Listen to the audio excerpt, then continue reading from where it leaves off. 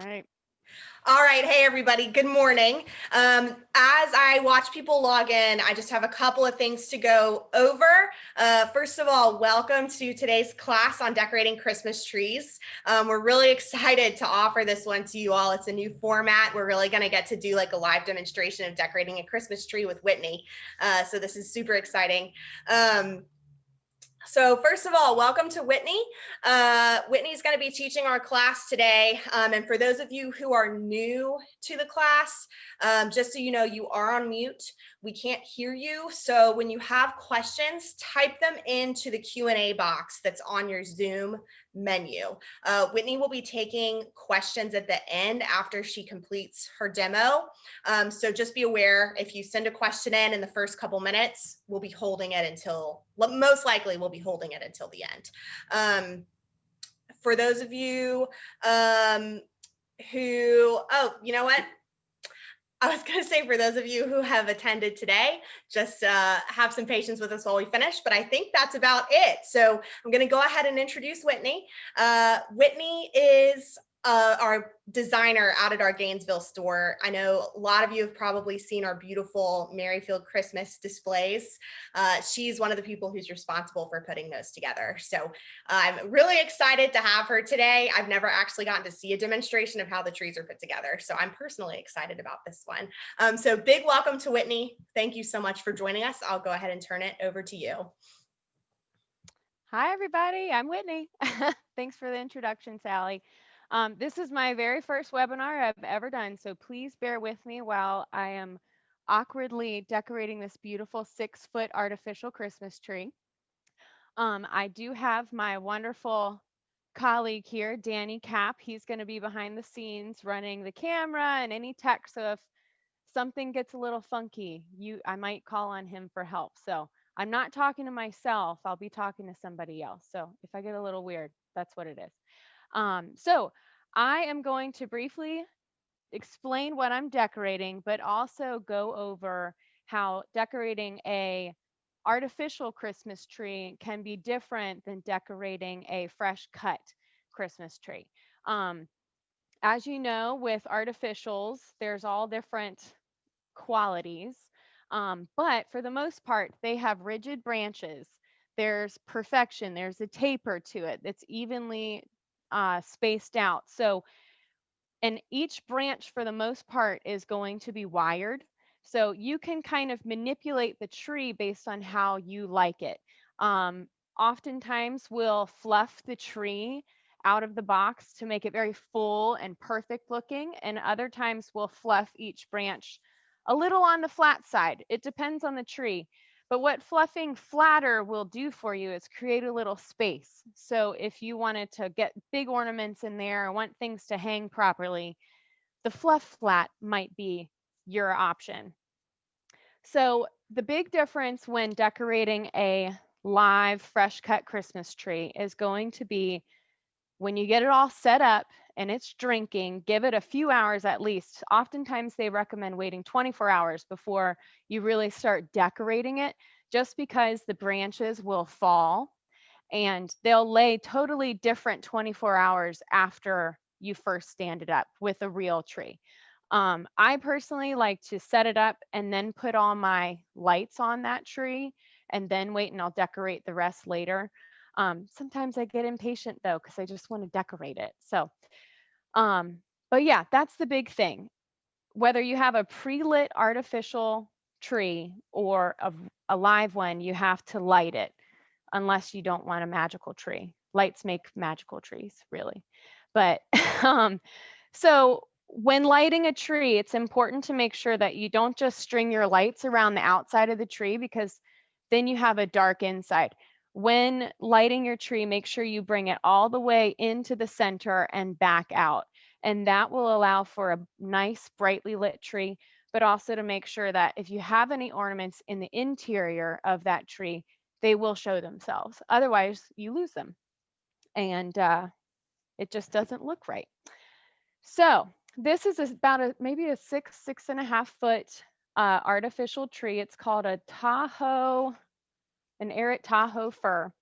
This one has some kind of yellow undertones to the green. I always like to look at my tree and the color of it and base what I choose for that tree to go with that color. If this had a cooler green tone to it with blue undertones, I would have probably picked slightly different ornaments and ribbon for the tree. So you don't do that as much with a live tree, but with these artificials, you can really get designer with them.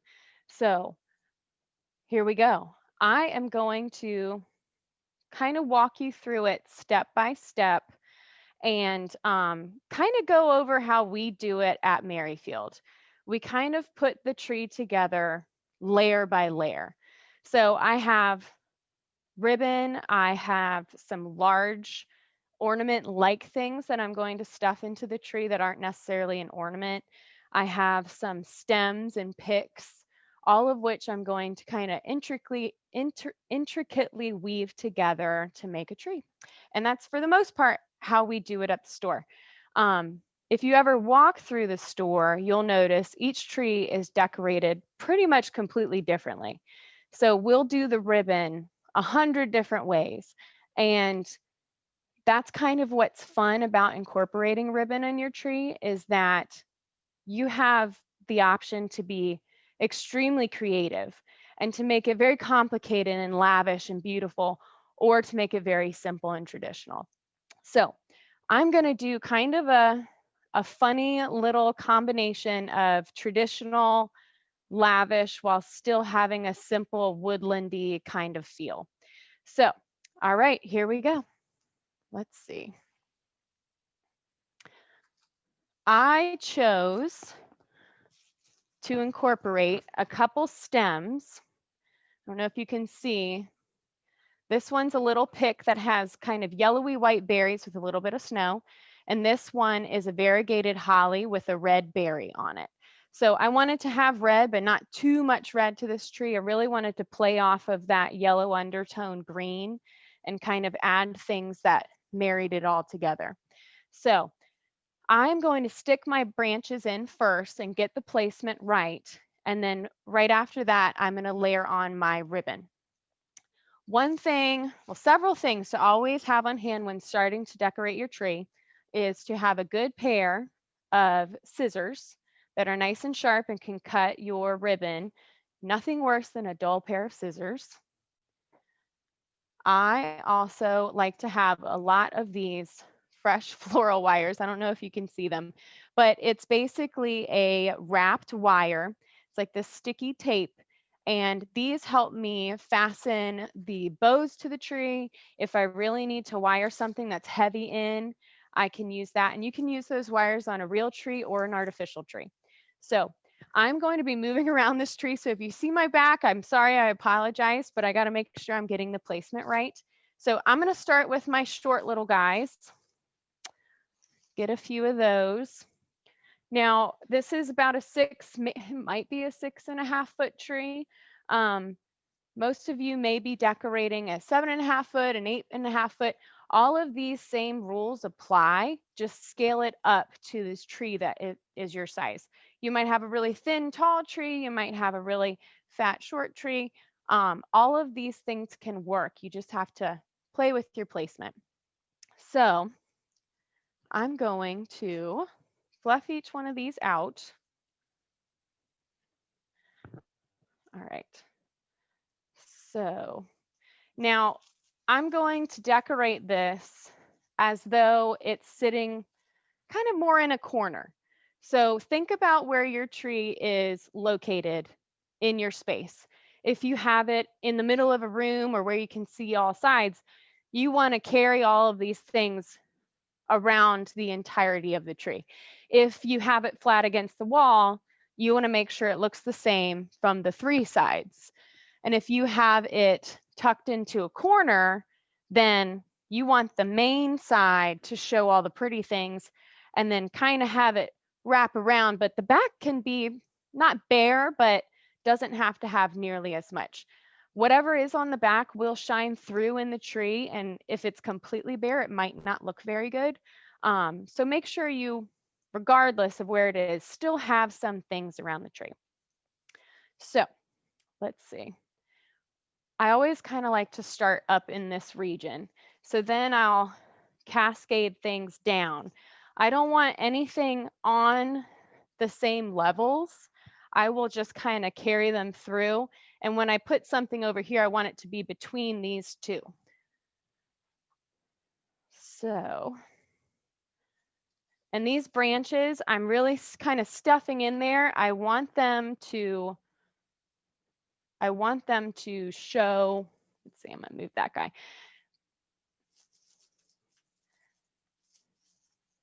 You kind of change the angle that they are too based on the side. Okay. And the most expert of experts of designers will put something in the tree and realize they don't like it and take it back out and move it. So if you have to do that 100 times, don't feel bad, because that's part of the decorating process.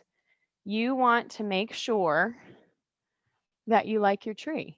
So this is on the same level. I'm gonna put this guy here. Now I apologize, you probably can't see the very bottom of my tree,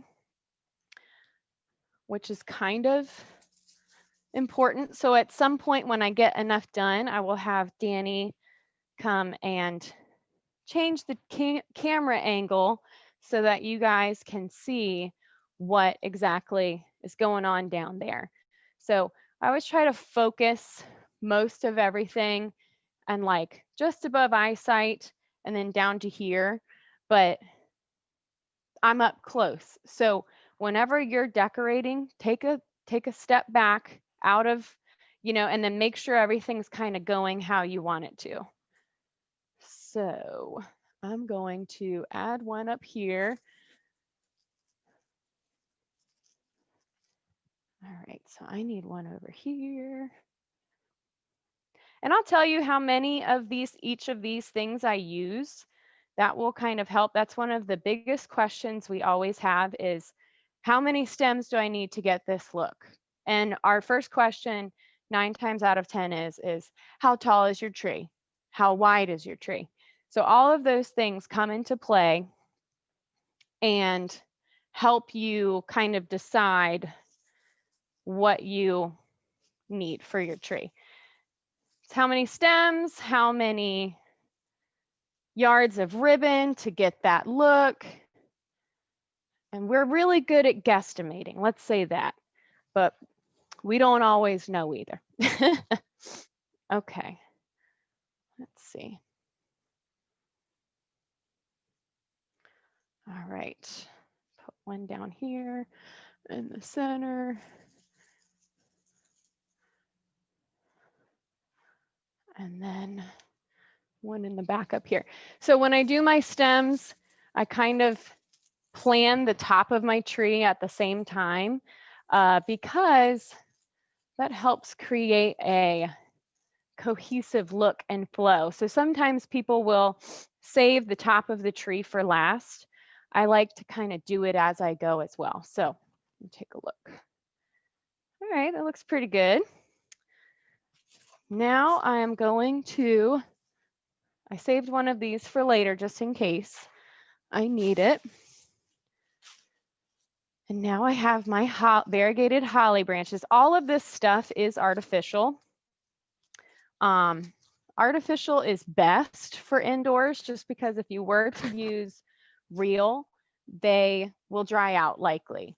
But you certainly can, but just know that they're going to dry and get crispy because they're not getting water to them.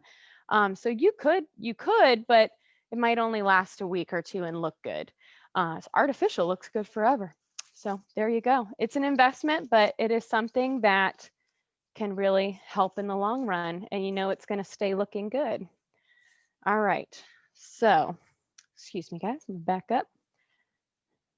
So basically in between where I have these beautiful berry branches, I'm going to stuff these guys in.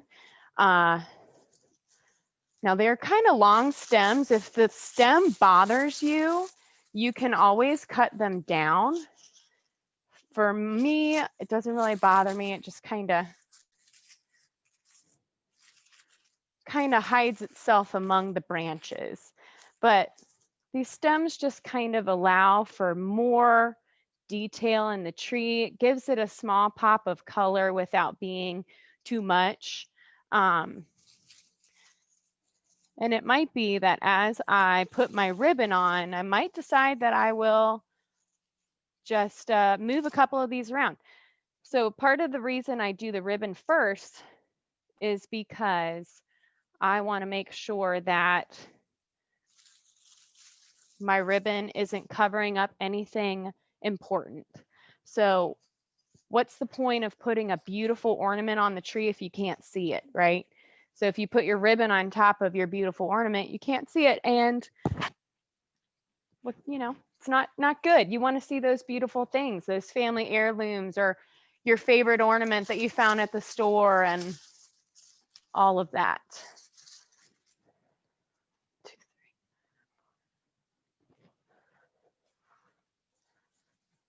Okay. 1, 2, 3.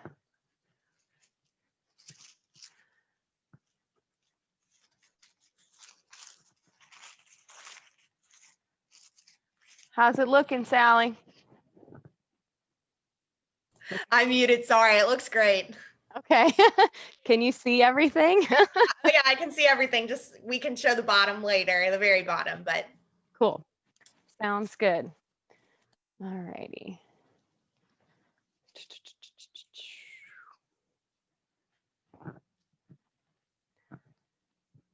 All right.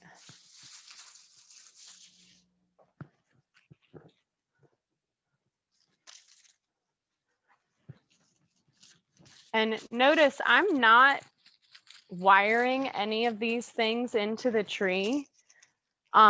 You can if you feel like you need to. With a real tree, a fresh cut tree, you may have to, just because those branches aren't as rigid and intertwined as an artificial tree might be. So we can really just stuff stuff in there and know that it's okay. With the real one, you may have to take your wire and attach it to the branches to get it to sit how you want. So now I'm going to add my ribbon. I have pre-made a lot of bows just for sake of time. So I kind of had them strategically figured out, but I was planning on making the topper bow for the tree with you guys. So I can kind of go over how to do a bow. And then I was going to make a regular, what we like to call Merrifield bow as well. So that's our most popular bow that we make for customers. And there's all different versions and sizes of that. That is not going on the tree, but I will go over that with you as well later in the talk, just because I know everybody has lots of questions about bows. So they're a big popular thing that we do. So I decided to keep it simple and use this fun kind of ribbed red shiny ribbon. I don't know if you can see that a little bit better. And then this beautiful green velvet, thin green velvet that has kind of a gold backing. I thought a little touch of metallic is really nice in any Christmas tree, mainly because it really allows the lights to shine and it's reflective. So to the naked eye, when you look at the tree, you're like, oh my gosh, that's magical. It's beautiful.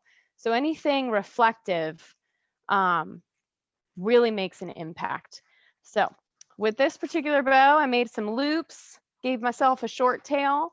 And because I didn't want my tree to be too taily, I created a very long tail on one side that I'm going to tie into the next bow that graduates down the tree. So this guy's going to go basically wherever there's a berry branch that I put in the tree, there's going to be a bow that goes in that. Instead of putting the bow right on the outside of the tree, I'm going to stuff it further in, and based on the side of the tree, I'm going to kind of turn them gradually rather than having them all face forward. And that's just so it looks right. If everything's facing the front, it looks so flat and one-dimensional. And part of the magic of a Christmas tree is so you can kind of look through it and walk around it and have each side just kind of speak to you how it should. So here we go. I'm gonna put some in there. This guy you're not going to see very well because he's kind of on the back, but he's still very important. So you take your nice floral wire, you get him sitting in there how you want, and wrap that wire around the branch that you're tying your bow to. Kind of tightly just twist it around the back. So right now you just see some tails. You always have to situate your stuff. So bear with me. I have created a center on this so that you can see some depth in the bow. When putting anything in your tree, really, a bow or flowers or anything like that, if you're going to put it deeper in the tree, it's always great for there to be kind of a center to it. So with a flower, you have the round center where all the pollen and stuff is, even if it's an artificial. With the bow, you kind of want to be able to look into the bow, and that draws your eye in, and then you have your tails kind of coming out at you. So it just creates movement around the tree so that you're not bored when you look at it. That's why you keep continuing to look at that tree, because it's so beautiful and it's interesting looking. So I'm taking this extra long tail and I'm working it over here. I'm going to save the topper bow for last because I'm going to have it kind of droop down a little bit. So here we go. This one is the same thing.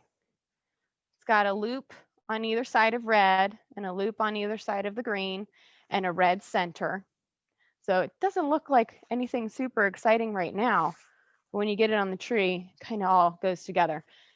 Not always does a bow have to be perfect and beautiful when you look at it on its own. And sometimes an ugly bow can make a wreath or a tree look absolutely perfect because it's just supposed to complement what you're putting it on. Sometimes you just want a beautiful bow too. So, all right. So flatten that out a little bit. I'm going to put this, tuck my tail in here, kind of let it run out. I want to see the extra tail, but I don't need to see it perfectly. So just kind of want it to poke out. You guys see? So you get your wires, they're underneath, and then you wrap it around and do a little twist. And don't worry about cutting the ends of those wires off because you don't see them anyways. The tree tends to hide all those funky little imperfections. So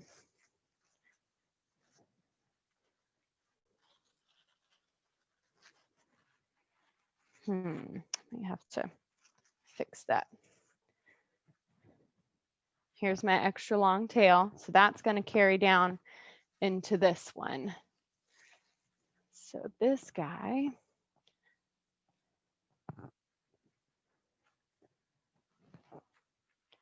he's giving me a little trouble, guys. Bear with me. The really wonderful thing about working with an artificial tree is that the branches are all wired.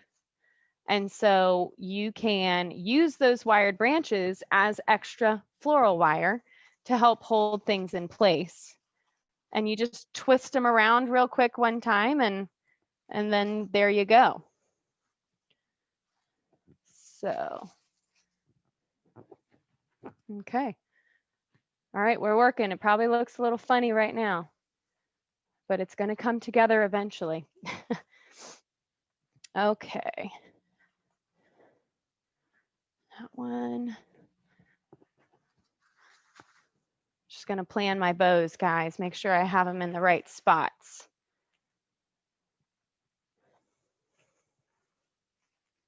This guy's going to go here. Okay.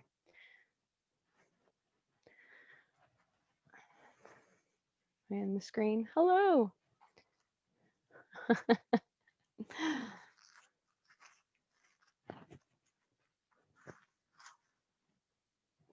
Okay, I'll wait for him. He might need to go. I think I'm going to move this guy over a little bit. Might pull him down here.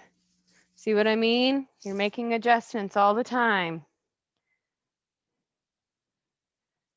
All right. I think I want him to be, I feel like I'm missing a branch. Okay. Great here. All right. With live trees, fresh cut trees, nothing in nature is completely perfect. It might look perfect. So it's not going to be laid out like this tree. So you may have big holes in your tree where you're like, what do I do with this spot? You can always fill it with ribbon. You can fill it with branches, or you can fill it with like big wrapped presents. Or in this case, I'm going to incorporate these really cool, I don't know if you can see them. It's like a wire and grapevine ball, and it's covered in moss and snow. So I'm going to just take 3 of these bad boys and I'm going to stuff them deep in certain strategic spots. I don't even have to wire them. They're just going to hold themselves in place, and I'm just going to kind of get it set in there really deep, and just kind of adds a little extra texture, but creates another spot where your eye carries into the tree. So I'm going to do that. I'll probably leave him right there. He looks pretty good. So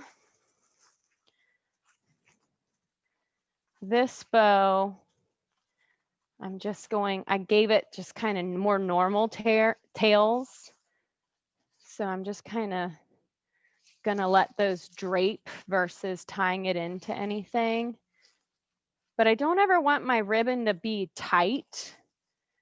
I want it to look kind of loose and flowy versus like a stripe down the tree. I want it to kind of be a little relaxed. That to me is what looks nice. Now, there's other times that I'm like, ooh, that looks really good, being a little bit more, like a hard line, but it depends on the style of tree you have. It depends on the style of ornaments that you have going on and just the overall look. Some of these more contemporary styles of trees that we're finding people decorating have something a little more simple and less flowy. It's kind of a little more clean looking. So can you see this one at all, Sally? This guy? The one on the back?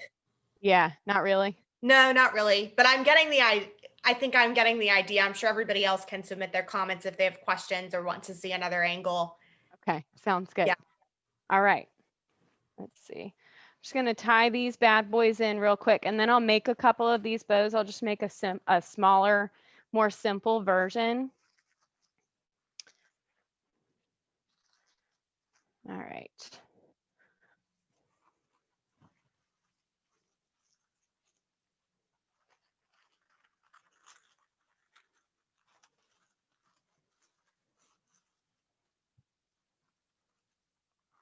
Okay.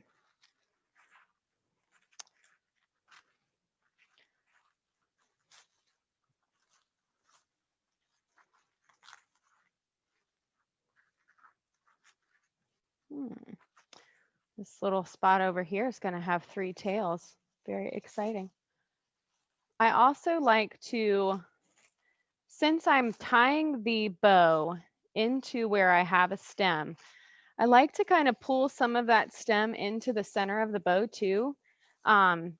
Just kind of looks a little more interesting. It just kind of draws your eye into the center of that bow, similar to how I had mentioned about having the center of a bow.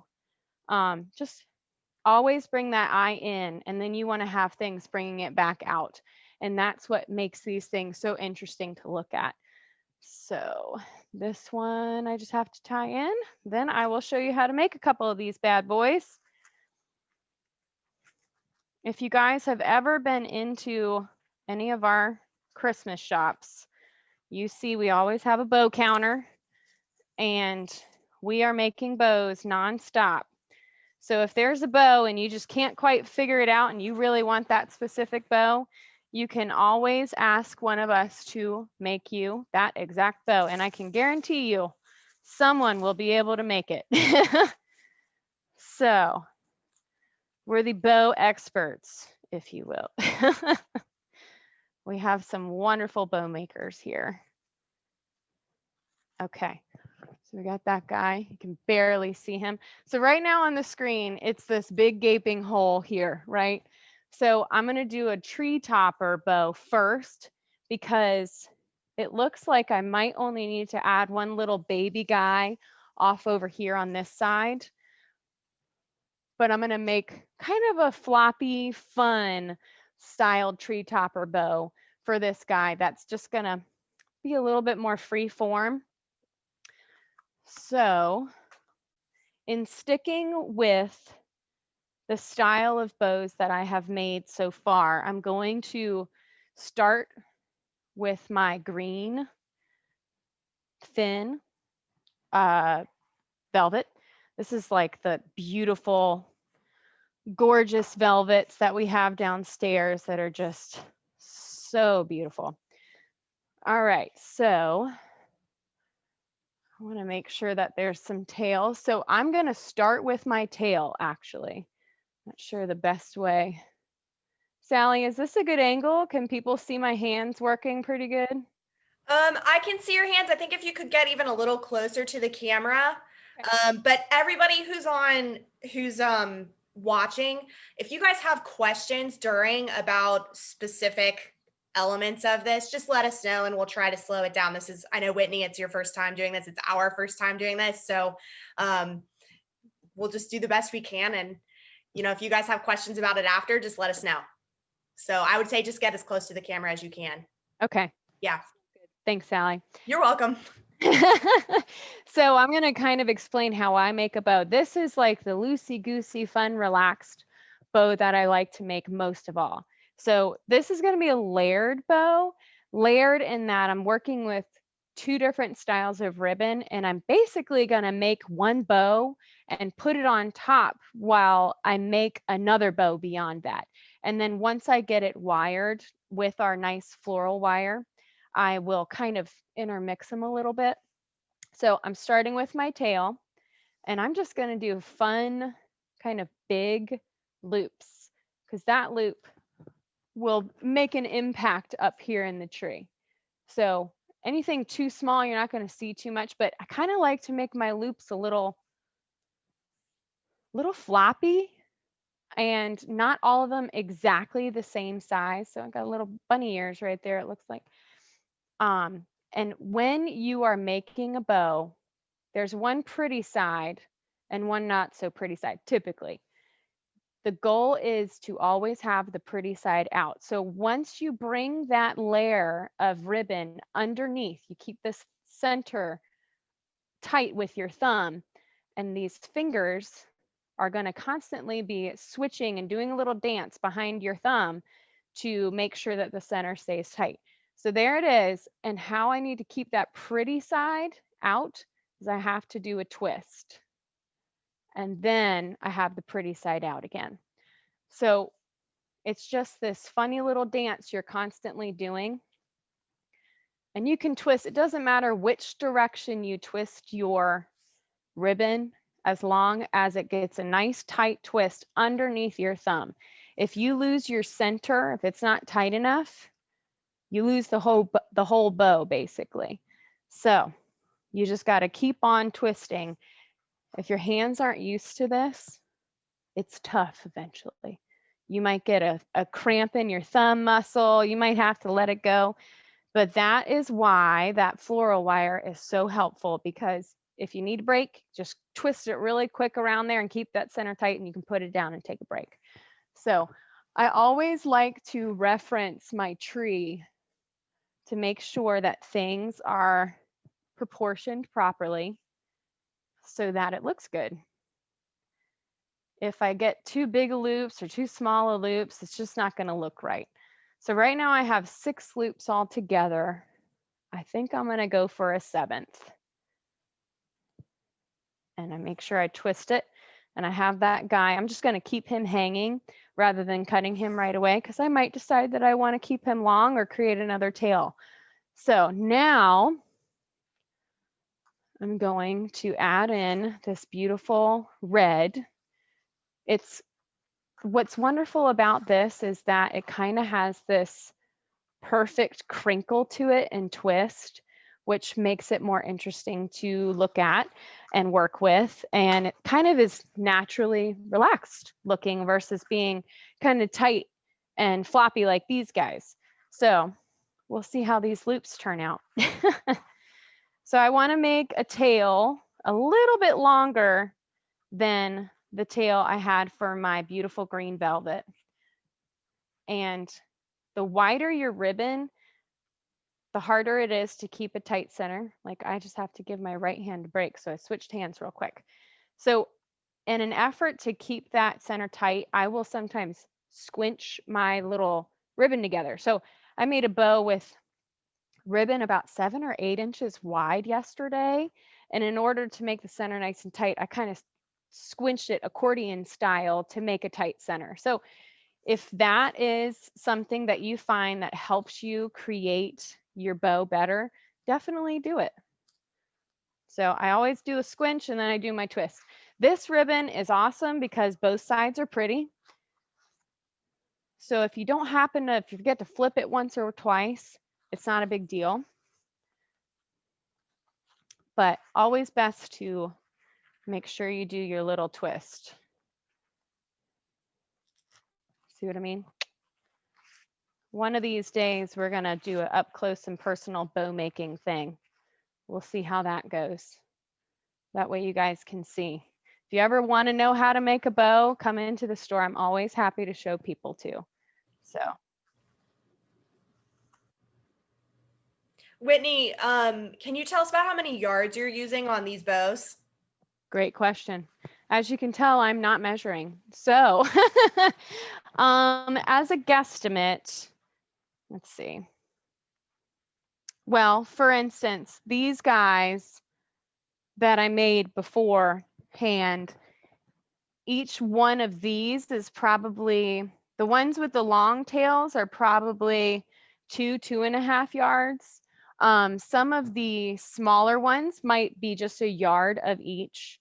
But the longer the tail, obviously the more ribbon you use. So if you want really long flowy tails, you need more ribbon. Of all of the bows I've previously made for this tree, I think I used a bolt of each ribbon. So that's 10 yards of each so far. So this topper bow might be more like 5 or 6 of the red and maybe 4 or 5 of the green, probably. Whitney, that's perfect. We had a few people asking, so I thought I'd go ahead and ask you. Yes. And I should have thought ahead. I could have pre-measured everything for everybody, and I could have given you a recipe of the ribbon you needed. That's kind of a thing we do all the time in the store, is people asking, how much ribbon do I need to get this look? So we've gotten really good at guesstimating, but sometimes it's less about yardage and sometimes it's more about how many bolts did you use. So a bolt is one of these rolls, and each bolt might be 5 yards or it might be 10 yards. If you're really lucky, you get a bolt that's got like 25 yards to it. That's always a really good deal. So I'm going to do one more loop on the bottom here. Make sure I got my twist. Now I'm going to grab my floral wire. And you take your floral wire, if you can see that, hold on. There we go. There it is. It's about, I don't know, 18 inches long maybe. You slip it under your thumb, that thumb that was keeping everything so nice and tight, and you pull it to the back. And you basically want to make sure that the bow is being held with that wire. And then you pull, kind of pinch it together in the back, and you pull and you pinch, and then you give it a good strong twist. So now you have it secure, you can start fluffing your bow. And it's getting nice and big and floppy, just how I wanted it.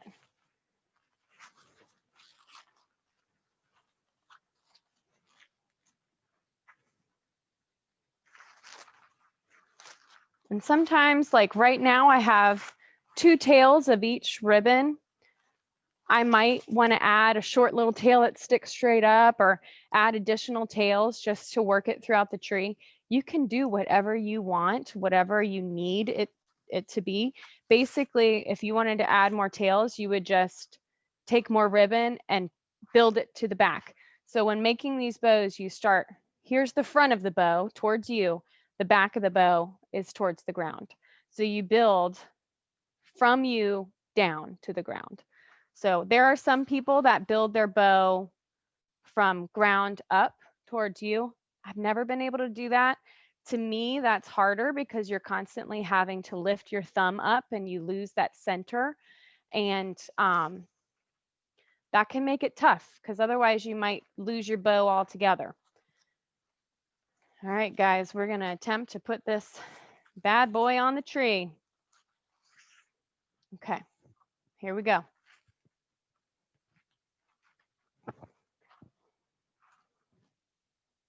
All right. So here's the top of my tree. This is the tallest point. I like to anchor my bow kind of at the base of that top portion of the tree. So there will be some branches poking through, which I think is a good thing. So now I made this bow so that the majority of the beauty of it will be facing you guys at the camera. But you can add some extra loops to it, to the back side, and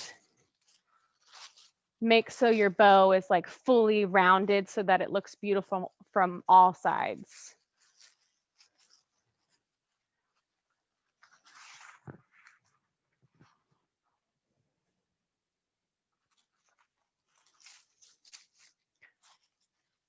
All right, I want to get this green, this red guy.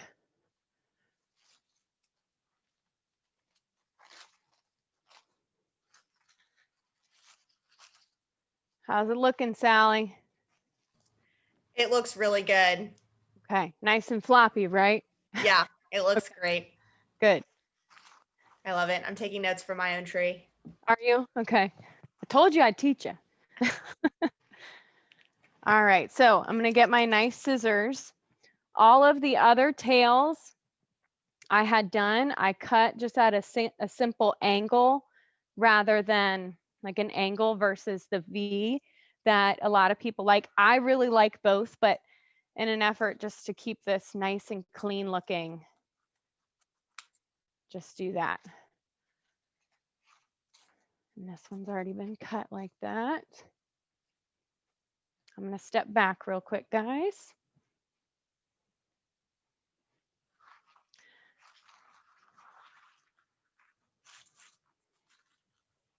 I think I'm going to,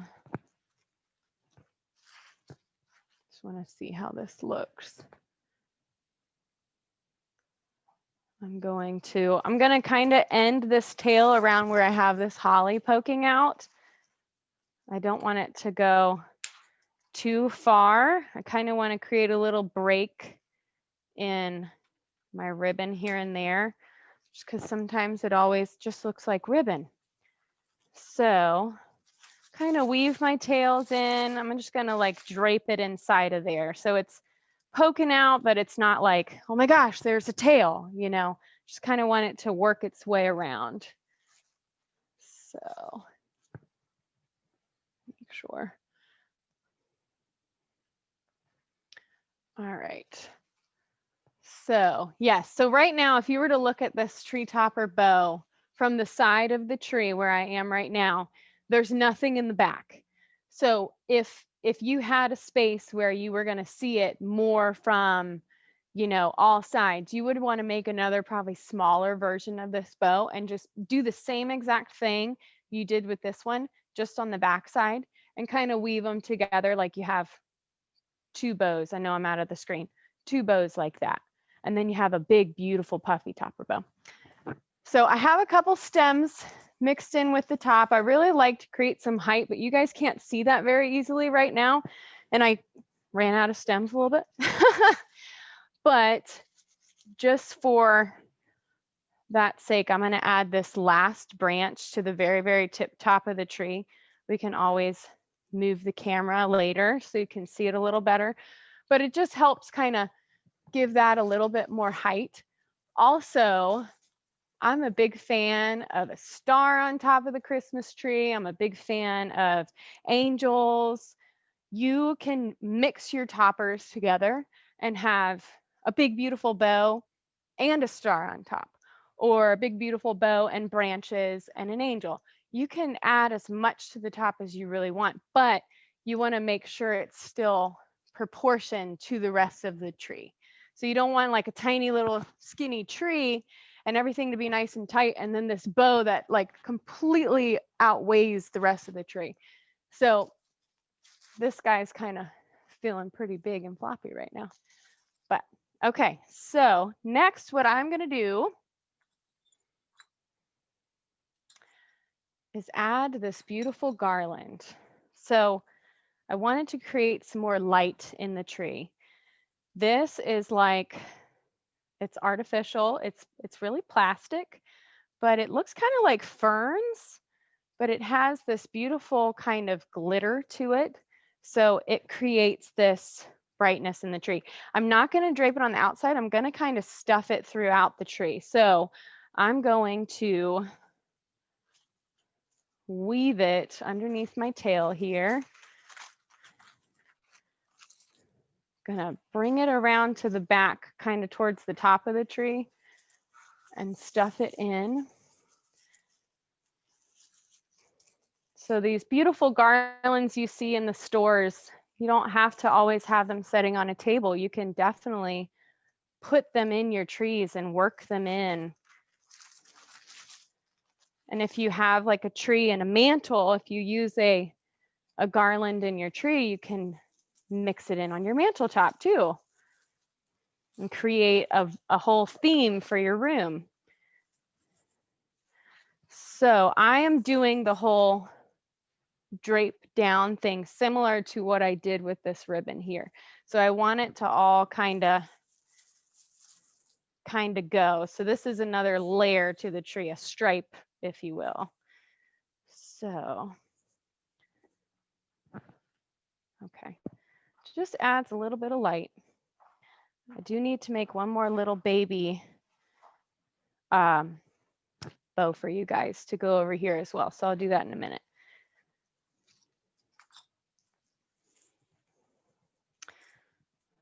All right. So that one's there. This one is going to be, start back here.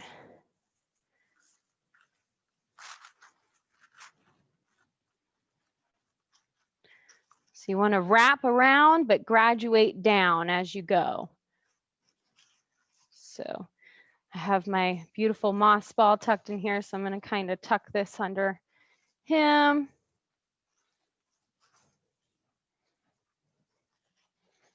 I might only need 2 of these guys.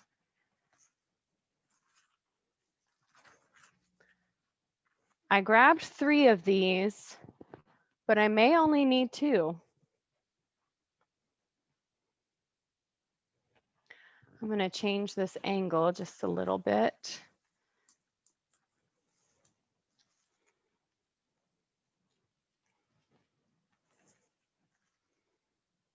Okay. All right, all right. I'm going to quickly make one of those other little bows I was telling you about. So I'm starting with my tail. Get a couple loops, just doing 2 of each. And I have my tail. This time I am going to go ahead and cut it because I know how long I need it to be. There we go. Now with this red, I kind of created a center. So I'm going to do my tail, make my little tight center, make a baby loop, which is going to take the spot as my center of my bow, and then my 2 big loops.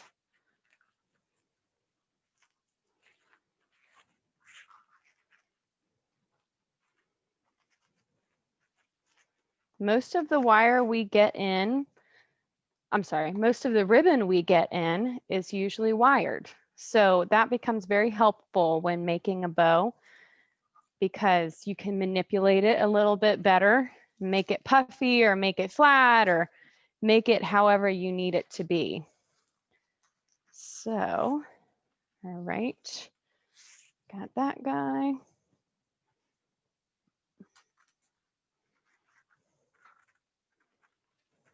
Hold on. Trying to make my angle cut. My scissors aren't good. All right. So I got my tails. I got my loop of either side. And then my little center. So there's the bow. All right. I'm just going to stick it over here.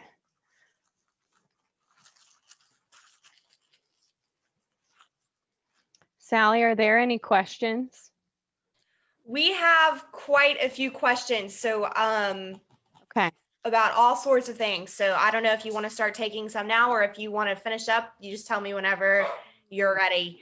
Is there anything regarding ribbons or bows? Yes, we do have a few. Let me go through here. We have one person who is interested in finding out, do you recommend wired ribbons with this, or can you achieve a similar look with unwired ribbon? Because this look is very kind of relaxed and loose, you could totally get this look with an unwired ribbon. I prefer wired overall just because it's a lot easier to work with. You can, like I mentioned before, you can manipulate it a little bit better and kind of make it how you want it to be. But if you had unwired ribbon, you can certainly get a similar look. You just might have even floppier loops to your bows, which isn't a bad thing. It's definitely a particular look. So Okay, and then we had a question about how many, so on the large bow at the top of the tree, did you use a particular number of red loops, or is it just until you are happy with the way it looks? this time it was kind of more so how happy I was with it, but I did 1, 2, 3, 4, 5, 6. I think I did 6 loops of the red and I did 7 loops of the green. Okay. Typically I like odd numbers, but sometimes if it looks right, I just go with it. And depending on the size of your loops, you know, a yard is roughly that big. So you could get 2 loops of this size out of a yard. So it all depends on the size of your loop. So if it's a 5-inch loop that's 10 inches that you're using at minimum, and sometimes it might be more like 12. So then you might be able to get 3 loops depending on that size. So yeah, it easily adds up, basically.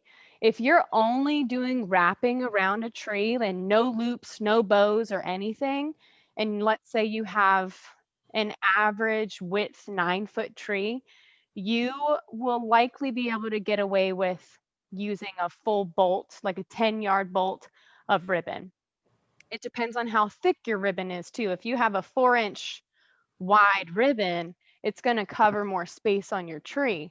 So you might not have to do as many loops around your tree If you're using a 1 or 2 inch ribbon, you might need to do more loops around your tree, which will take more yardage. So as a general rule, I always try to get more than enough ribbon, because nothing worse than making a perfect look and you need 1 or 2 or 3 more yards and you ran out of ribbon and you can't get it again.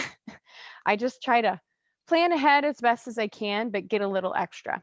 So this is another cool thing I have. It's basically like mossed vine. It's not going to show up too much on the screen for you guys, but it's another kind of element of loosey-goosey, relaxed nature. And I was just gonna, like right now it has kind of this natural, sorry, I want to get it so you can see it, natural little floppiness to it. So I'm just gonna kind of use this as like an outside layer, and it's gonna come out from the tree more, but because it's still green, it blends enough. I just tuck it in a couple spots and it creates a little bit more interest. So, any other questions, Sally? We've got plenty of questions to go through. I am just going to go ahead and say, and I'm not trying to rush you, Yep. obviously, but I just want to tell everybody who needs to sign off at 1 o'clock. We've got about 5 minutes until 1. We are recording this session. So if you want to come back later, if you want to use this while you're decorating your Christmas tree to go through step by step, if you just want to come back or if you have to go, it's recorded. So just send me an email. You can hit reply. On your dial-in information, just hit reply, send me an email, say, hey, can I get a copy of the recording? And we'll send it to you. So just anybody who needs to sign off at 1, I just want you to know that. I'm the worst at going long on my talks. Oh, it's beautiful. I'm enjoying it. I think everybody else is too. I just want to be conscious of anyone who has to dial off at 1 o'clock. So we're recording it. So we have the whole thing. I do have one more question about bows, Whitney, if you can take that right now. A couple of people have asked if you twisted the center of the small bow too. Yes. Okay. Always twist. Always twist. If you don't twist your center, you're not going to get a tight enough center to your bow, and that's going to make it really hard to fluff it out and get it looking right. If your center's not tight enough and you go to like fluff your bow out and make it how you want, you might all of a sudden pull it and one loop is going to become way bigger and one loop's going to become way smaller, and then you got a wonky bow and then you got to remake it. So the twist allows for you to stack those twists tightly on top of one another, and then when you put that wire through the center of the bow, you can create a really nice tight center. So always twist and stack those twists on top of one another. So these guys, more moss balls, I'm going to stuff them in strategically in a couple spots. I have one there, so I think the next one I'm going to put down below. This is part of that layering I discussed before. I always try to do things in layers so that if you were to put those big, huge moss balls in at the end, you may end up hurting one of your more delicate ornaments. Next, what I like to do is to put my bigger ball ornaments in. This is a beautiful kind of orangey red one. It goes with the ribbon. So it's always best to work in odd numbers. So if at a minimum, you usually need, especially with these bigger, more statement pieces, you're going to need at least 3. If you're trying to make a big, ta-da out of your tree using these, you're going to need more of them. So I have a collection of different things that I thought married well together, and I'm going to kind of sink them in. If your ornaments have like a string like this, you can oftentimes get away with just using that string. If it's not like laying right and you put it on and it's like doing that weird thing, you're going to need a ornament hook. So, and that you just slip through the top. I always like to twist it so I won't risk losing my ornament. So I will try to get these guys more in the interior. You want to see them, but you don't want them to be hanging on the outside because it's a larger ball. So it's all kind of about trying to get things evenly distributed, but also put in an appropriate space.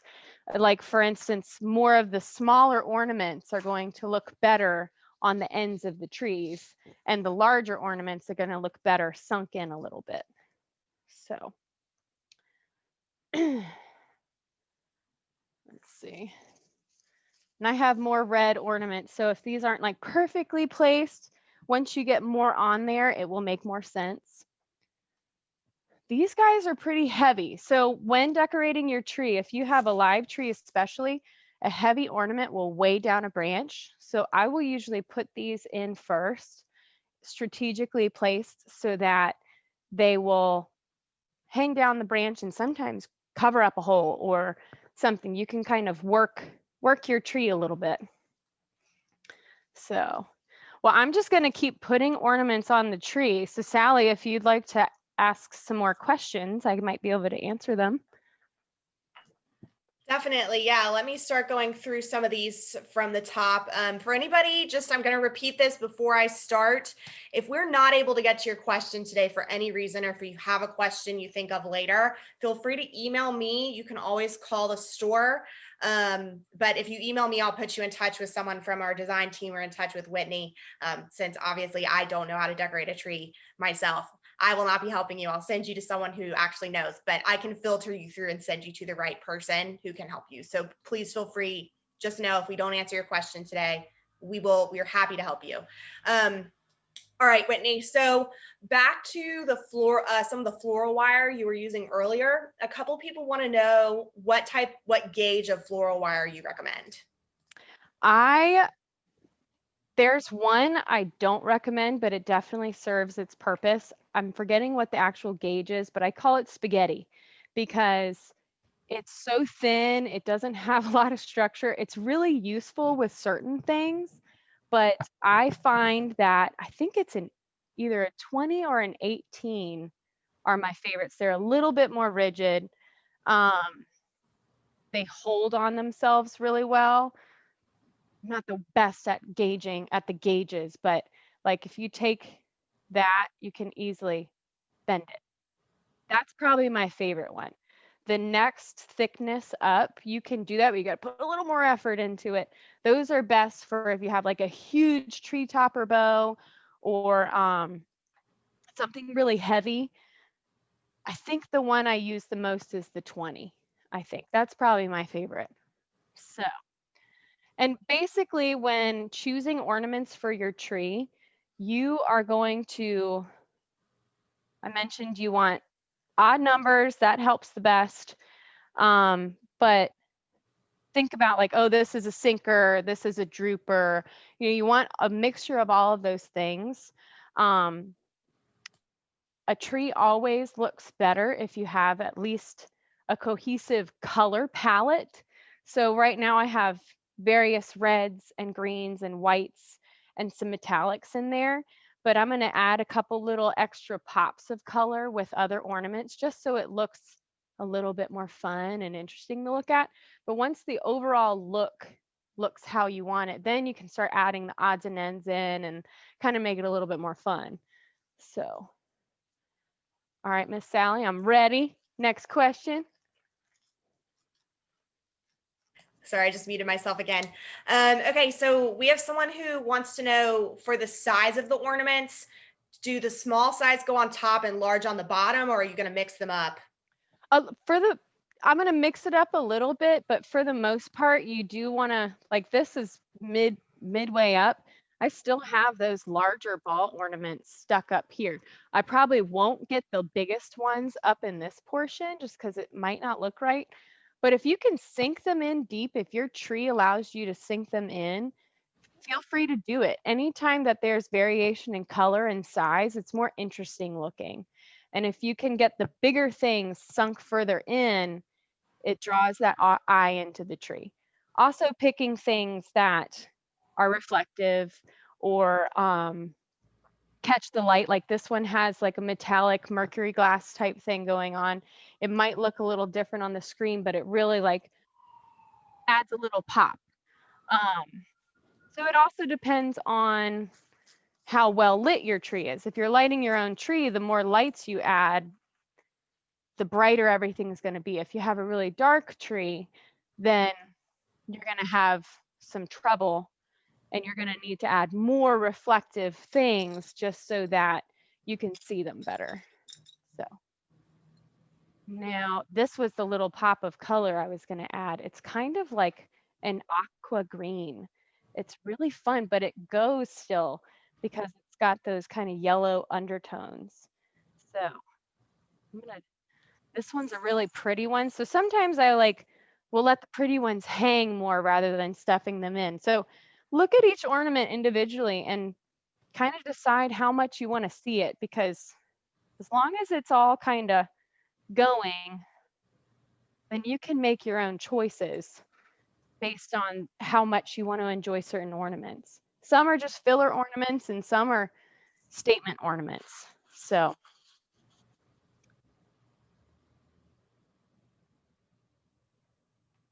any more questions, Sally? Yes, we do. Okay, so I'm gonna bounce around a little bit. So someone wanted to know if you have a recommended number of lights for a tree of the size that you're working on, like a 6.5 foot tree. Do y'all have a formula for that, or? I don't. This tree, for instance, it comes pre-lit. It's a 6.5 foot tree with a 56-inch width, and that's like the outermost tip to the outermost tip at the base of the tree. This has 600 lights on it. At night, I'm sure this tree will be beautifully lit, but I always like a little bit more lights to it.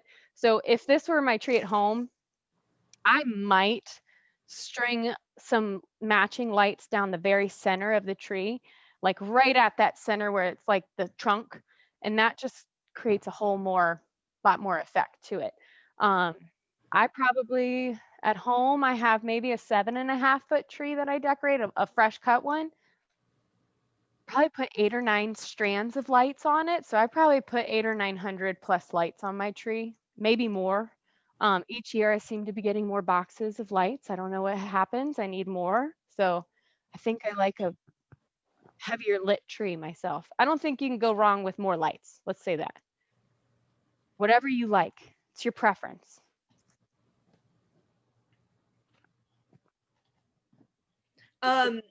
Whitney, do you recommend a particular number of like stems, flowers, picks, bows, picks? Certain amount of stems. It just depends on what the look is. For instance, for this tree, for the berry branches, I used 1, 2, 3, 4, 5, 6, 7, 8, 9, 10. I had 10 of the berries, and probably 1, 2, 3, 4, 5, 6, 7 of the hollies. But if I were to decorate the whole tree around, it might look more something like 15 or 16 of the berries and 10 or 12 of the hollies. And if I wanted a really tall topper, I would add more taller branches. So it just kind of depends how heavy you like your tree. And if you don't have as many ornaments, you can zhuzh the tree up with more ribbon and garlands and stuff and stems. If you have a ton of ornaments, those ornaments are going to fill a lot of that blank space. So it's kind of a matter of your look. I also like to hang the ornaments so that some of them have little pictures on them. And it's important to make sure you get to see those cute little pictures. So I always try to be very mindful of how I hang it, and so that you can see those pretty little details. You might not be able to see it on your screen right now, but when you're looking at it at home, you'll be like, oh my gosh, okay, I see that cute little birdie right there. He's adorable. And always make sure you hang ornaments on the bottom of your tree too, because it kind of helps with an artificial tree. the bottom layer of branches kind of is a hard stop. And so once you hang a little bit of ribbon below that line, a couple ornaments, and just creates a softer line so it's not just such a cutoff. So softens those lines a little bit and carries it down to the floor. So other things I really like to add, these are little bird's nests with eggs. I think they're so cute. These ones actually have little clips on the back. You don't have to use them. This tree will hold them pretty nicely. So I'm just going to kind of add them in a couple spots so you can see them.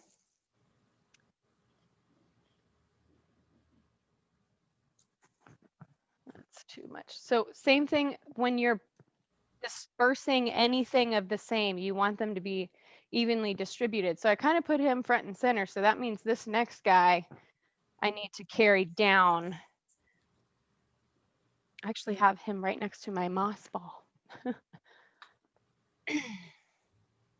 So you either want to make triangles or you want to create this flowy line.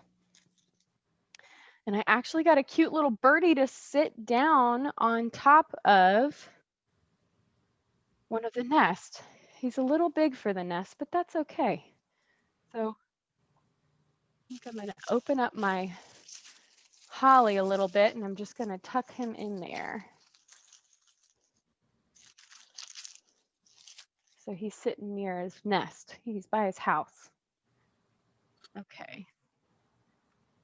I also love to incorporate birds in my trees. I just think they're so fun. Most of the time they make birds that have these little hooks on the bottom. There you can see it, little hook right there. And I try to get the same birds, but ones that have different positions. Can you bring them close up Yes. so we can see them a little closer? Let me see. I got to get myself in there. So, there he is. So he's going to be perched up a little higher because he's looking down. This guy is going to get perched a little lower because he's kind of looking up a little bit. So I'm going to do something like that on the tree. That way they're like they would sit on a tree outside. So I'll put him snuggled up towards the top of the tree, kind of amongst my bows. And him here, might tuck him a little further deep. I can't say this more times. When hanging your ornaments, don't put everything on the tips of the tree. Sink stuff in and then hang your more delicate dangly things off the tips. And when I say dangly, guys, things that droop a little bit, like these beautiful little diamond thingies. Where is it? There you can kind of see it. So this type of stuff will look great drooping on the ends. So this guy's a little, it adds kind of movement, catches the light, crystal, anything crystal catches the light and looks so pretty. So, all right. Yeah, I like to put my like ornaments on all at the same time, like together, because then that kind of makes sure that I get them evenly distributed and that it looks right. Because otherwise you'll put one or two on of something and you'll move on to the next. And then you forgot where you put the first two and you ended up putting them right next to each other. And then you're like, what did I do? That didn't look right. Okay. What's our next question, Sally? Let's see. Oh, someone had asked if there's a name for the white garland that you used. It's actually like champagne colored with like silver sequins, and it is called 72-inch diamond glittered maidenhair garland. So it's supposed to resemble a maidenhair fern, each individual little, can you see that? Like that, maidenhair. And then they're very glittery. So In the screen, it looks more white, but in person, it's much more champagne and glittery. So, maidenhair 72-inch garland. There you go. And Whitney, when you were attaching the bows and you were attaching the tail of one bow to the next bow, did you do that at the end or in the middle of the tail? Is there like a method to that? That was more kind of towards the end, but I left a little bit of that tail so it could dribble out the bottom of that next bow. So somewhere in between the two. But if I didn't want to see that end of the tail, I could make so that I was at the very end. So it just carried your eye over, but then the only tails that you saw were the tails of that next bow. This is another, it's a pine cone, but it's kind of a teal green. So it looked great with this stuff without being super duper just regular Christmas green.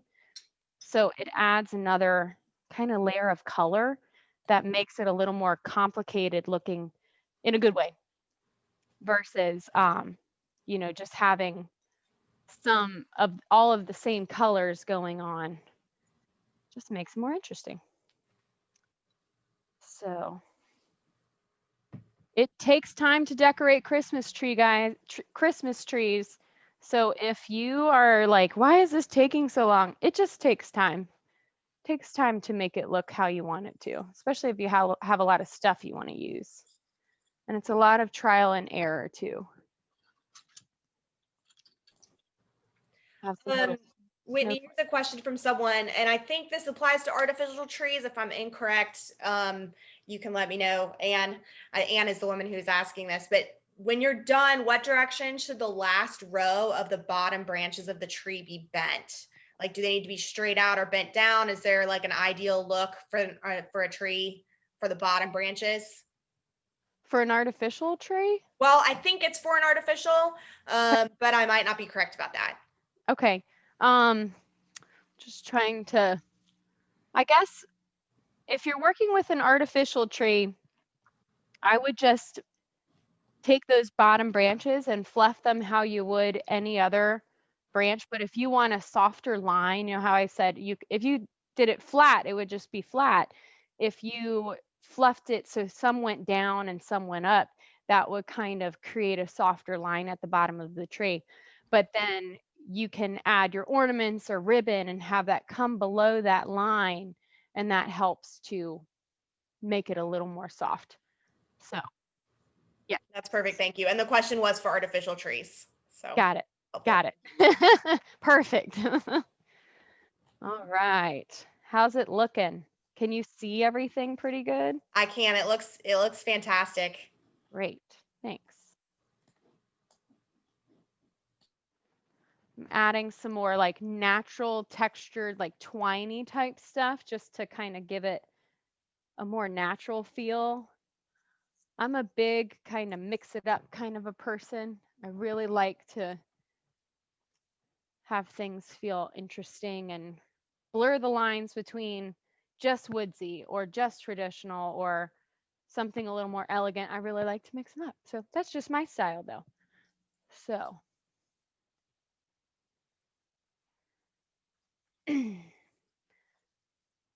decorating a Christmas tree is a wonderful way to interpret your style and to show people how you like to do things. Yeah. Here's a question that flows well from that. How do you know when you have enough versus too many ornaments on a tree? There's never too many ornaments. So as many as you want is the right number. Really, yeah. I mean, as long as it's not so many that you can't see what's on the tree, there's a fine line between that. Like a full, beautiful, super well placed bunch of ornaments, as long as you can see each ornament and still be able to appreciate them. If you can do it with 500 ornaments, great. If you can do it with 25 ornaments, great. It's your preference, but too many ornaments is only too many when you can no longer see what's on the tree. Does that make sense? It does make sense. Sorry, I was typing. I'm going to send my email address out to everybody for anybody who wants to ask for the recording. I had just gotten a question about that. You're multitasking, Sally. I'm impressed. I'm not good at that. Let's see. Trying to make sure I'm not putting the same ornament right next to the other ornament. Okay.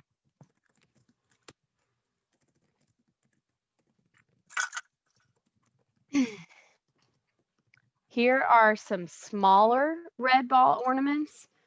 These guys I grabbed specifically to kind of put more on the ends of the tree so that it carries this color out to the tips too, but I didn't want them to be too big. So these are like a little bit bigger than golf ball size.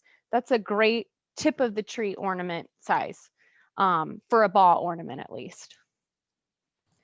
Whitney, how do you feel about hanging two ornaments on one branch? It's a question that just came in. On the same branch is fine. On the same tip, I wouldn't do. So we've done it before. If you have like, especially with the live tree, if you have a long, like one long tip, but it runs interiorly out to the outside, then that's fine as long as it looks like you're not having them right next to each other. Part of decorating these trees is so that everything is on a different plane and everything is on a, there's so many different planes to a tree. There's all these planes, there's this. So just, you don't want any two things on the same exact plane in close proximity. So typically you will not do that. But if you do, it's also not the end of the world. So I'm a big fan of imperfection is perfection if you like it. So don't stress yourself out trying to make the tree too perfect, because what's the fun in that? Part of decorating a tree is having fun doing it. So you got to make sure you're having a good time. You want to laugh, you want to have fun, you want to feel good about what you're creating, right? But if you're stressing out about it, then you're not doing it right. Focus on fun. I got these cute little cardinal ornaments. They're actually made out of metal. So they kind of go with my other little birds I have tucked in there. Okay.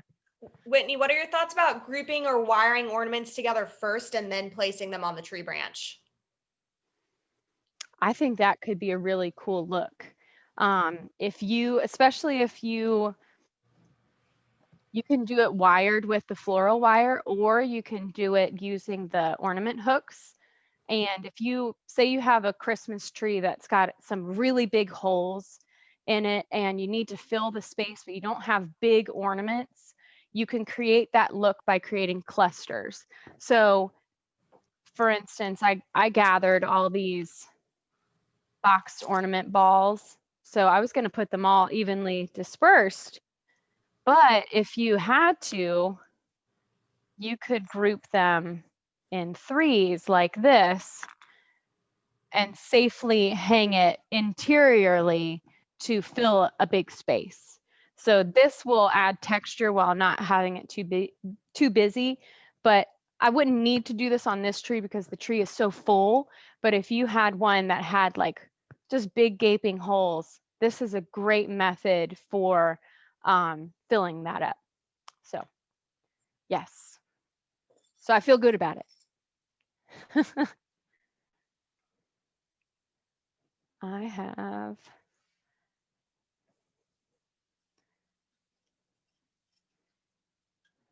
okay.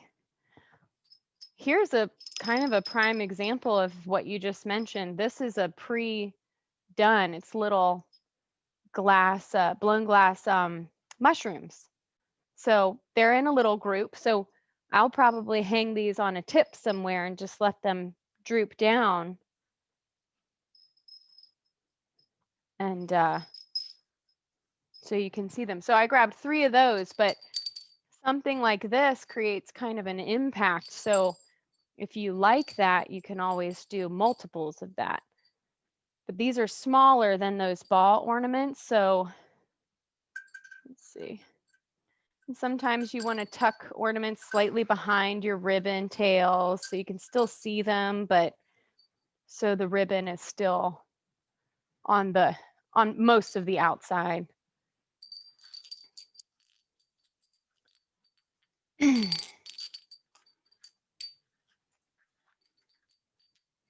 Okay.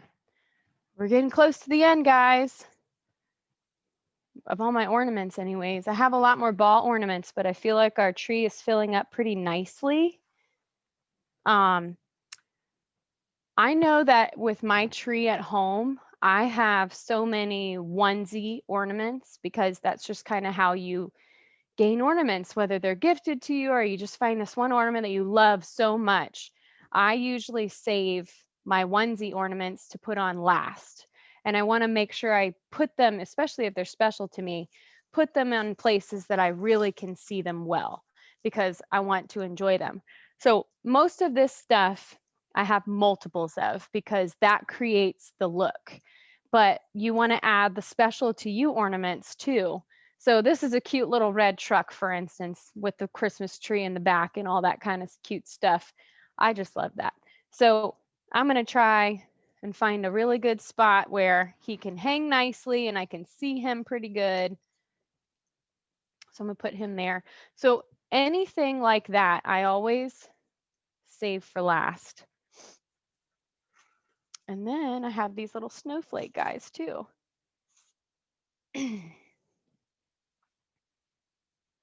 Any other questions, Sally? Here's a question that I'm actually curious about. Someone wants to know if we sell any of these ribbons or moss balls or sprigs together, like kind of preset into styles in the store where you could just come pick up. Like, what do you do? Like, do we have anything like that? Not like pre-done where it's like in a package for you, but the way we do our store is kind of by themes. So you walk through and you see a theme that you like that draws your eye, you can certainly pick up all those items and put them in your cart. But we don't really have them pre-done for you. Um, but we have lots of wonderful people here at the store that can help you put together a look as well. So we'll do it for you too. Here's another question that's actually come in. We had someone ask if, and I can answer part of this question, and then I think you probably are best to answer the rest. Someone asked if we can purchase these online. So I'll go ahead and say we don't have an online, well, we have an online store, but we don't have our Christmas materials in the online store at this time. But Whitney, I think you can probably talk a little bit about curbside pickup and some other options if you don't want to actually come physically shop. Yes. With all of this new COVID stuff, we've gotten pretty good at curbside, where you can order over the phone, describe to us what you'd like, and we pull it for you and can get your payment information and take care of it all over the phone. And then you just call us when you're here waiting outside and we'll have someone run it out to you. It's a little complicated to do that with the Christmas stuff just because there's so much of it and it's constantly changing. You might have 5 of one ornament there ready, and if you didn't pull it in time, someone might have grabbed 2 or 3 in that 10-minute time frame that you're trying to get the order.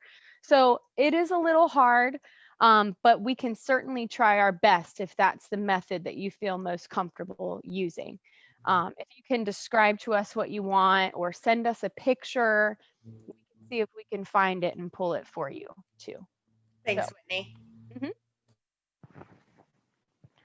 Anything else? I think I'm kind of done decorating. I have a few more balls to add, but nothing too crazy. So I'm ready for questions.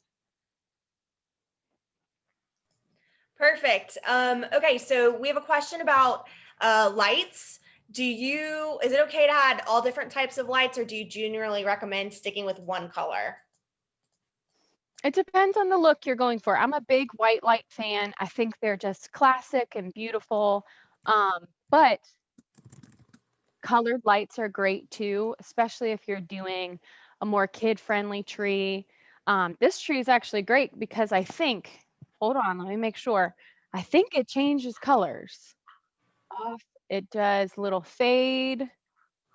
It goes like multicolored, and then it does a fade with the multi as well, or a blink. It's blinking. Can you guys see that? I can see it. Yeah. So this tree is great because you get the best of all the worlds. But for myself, oh, this is doing both. I find that white lights are brighter, and just trying to make sure this is off now. There we go. My favorite multicolored lit trees or garlands or anything are ones that still incorporate a white light in the mix of the multicolor. I think it just makes it a little bit brighter, kind of adds a little bit more light to a multicolored tree or garland. So mixing them together is not a bad thing. The biggest trouble with mixing, if you were doing your own lights, is making sure that they're all evenly dispersed. That's the hardest part. So that takes some time and Okay. practice. So Here's a question. Do you have any suggestions? Here's someone who has 30 plus years of ornaments, like curated ornaments that they've selected. So do you have any suggestions for someone to up their look if they have one tree that has all of these years of history going on to it, that it may coordinate, it might not? Like, what do you recommend to up your look for that type of a tree? Which is mine, actually, just not, I have like 5 years ornaments, but mine too. My tree has all the ornaments from my childhood my mom gave me. So it's fun. It's a meaningful tree in that case. The number one way to make your tree look completely different is to change your ribbon. So if you use ribbon or garland or branches on your tree, that can quickly, completely transform your tree without having to buy all new ornaments. So, or if you just have so many that you feel like you can't use them all on one tree, you could do two trees next to each other, just one next to the other, or have another tree in another room. But if you still want to use all those ornaments, ribbon is the number one game changer. So, yep. thanks, Whitney. Okay.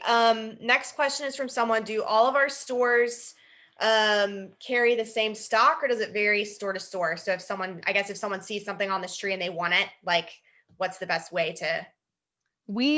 For the probably 90 to 95% of our Christmas, especially, is each store gets the same amount, same stuff.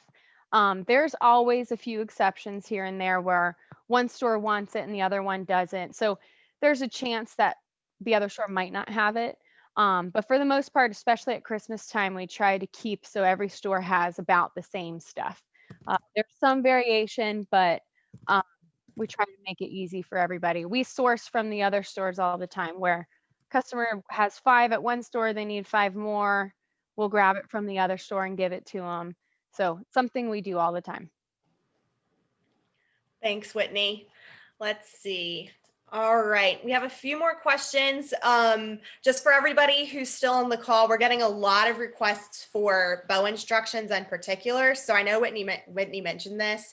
I'm just going to reiterate, this obviously is our first year doing a lot of things virtually. So if you guys have any requests for things like a bow making tutorial, which we're hoping to get done, but send those to me at espers@mgcmail.com, because if we're hearing from our customers that you guys want particular things, we want to provide those for you. So especially as times change, like, we're trying to meet your needs. So just email me. And yes, we are hoping to have some bow instructions put together. Can't make any guarantees at this point, but that's something that we're hoping to do. So another question for you, Whitney, on the ribbons, do you typically recommend using 2 different colors or widths when you're building your bow? If you are going to do multiple ribbons on a tree, it's best to have them be different widths for the most part, just because if you have 2 of exactly the same, especially 2 wide ones, sometimes that just looks really heavy. And it's more interesting to look at something when they're different sizes, different colors or textures. It just creates more interest visually to look at. You can certainly use the same widths of ribbon. It just creates a different look. Yeah. Perfect. All right, I think we just have 2 more questions. Okay. The first one is, do you have any recommendations for storing the bows so that they don't get squished? Yes. What I do, if you have wired ribbon, this is just what I do. I kind of fold them flat. I know that's purposely squishing, but I'm squishing it because I know that I can fluff it back out. And if I fold it to where it's nice and flat like this, I know that next year, if I store it without squashing it completely, I can easily take that wire and fluff it back out. Another way to ensure that they're perfect is to take like wadded up tissue paper or wrapping paper left over from Christmas morning, wad it up and put those wads in between your loops. And that will ensure that they stay nice and puffy. And then some people will store them loosely in a box, a big box, or big bags, some way that you know that they won't get squashed the rest of the year. So storing them in a space that you're not constantly moving around stuff or like kicking it out of the way or anything like that. That's the best way. A lot of people do the tissue paper method. So. Thanks, Whitney. And the last question that I've had come in about like bows, ribbons, and trees is, do you know if we sell 2-foot artificial trees, like little bitty ones? Yeah, we sure do. And they come pre-lit. Yeah. There's a lot of different types. If you've ever walked through our stores before, we have trees that look just like this that are a miniature version. And then we have ones that come in pots. We have ones that have no lights. We have ones that are twiggy Charlie Brown trees, ones that look like they're snowed. We have anything that you could really think of. Little bit of everything. So yeah, 2 foot is a very common size. And I think we've had even smaller for a traditional looking artificial Christmas tree. Perfect. Yep.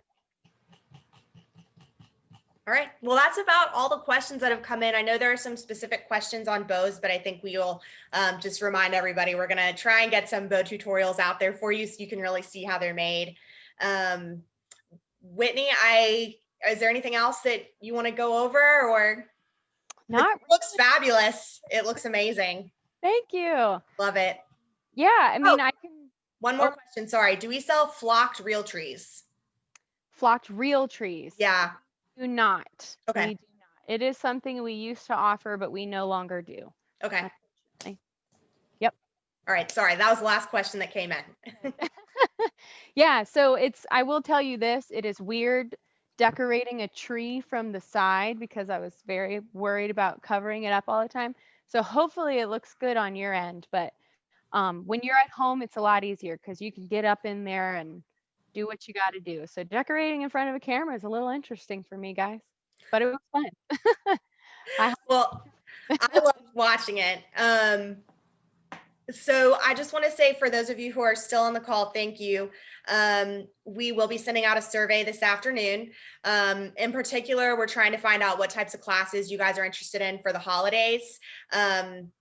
And so if you could please fill that out, we have a chance. We have a coupon and we have a chance for you guys to win a $50 gift card. So there's some good benefits to doing the survey. Yeah. So please fill those out. Let us know what you're interested in. Whitney, I just want to say thank you so much. That tree is absolutely gorgeous. I love it. I've been getting a ton of comments from people on the class who said that they loved it too. So thank you so much, everybody. Whitney, anything final before we sign off for the day? No, I don't think No. so. Just Good. stay healthy, be safe, and enjoy your Christmas time. All right. And I'm afraid at the very, very end, I think your mic cut off, but I think I heard her say thank you all and enjoy your holidays. So I'm sorry. I guess we have to maybe charge the mic or something, but thank you all so much for attending.